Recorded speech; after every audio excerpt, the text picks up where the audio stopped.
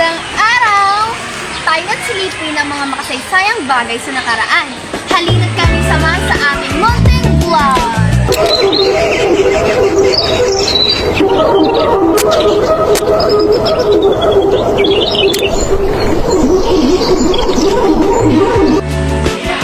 Talagang napakaraming makasaysayang bagay ang ating nakita. Alam mo ba na ang paksa natin ngayon ay mahalaga? Tama ka, Tricia. Marami ang nagtatanong ano nga bang ibig sabihin nito. Oo, ano nga ba ang ibig sabihin ng kamalayang pangkasaysayan?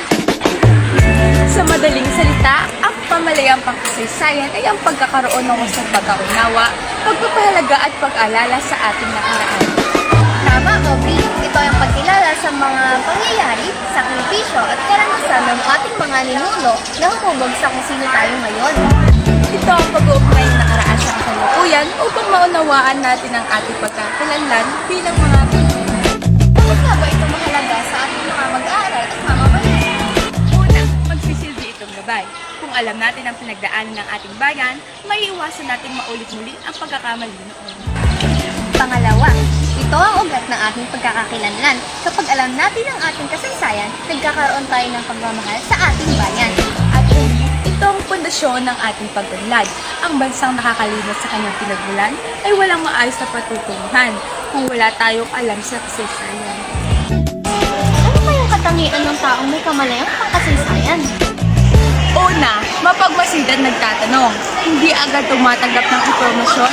Sinisiyasat ito ay totoo at tunay. Pangalawa, ang paggalang sa nakaraan. Kinikilala natin ang mga sakripisyo at mga bayani at hindi natin binabaliwala ang mga alaala ng nakaraan.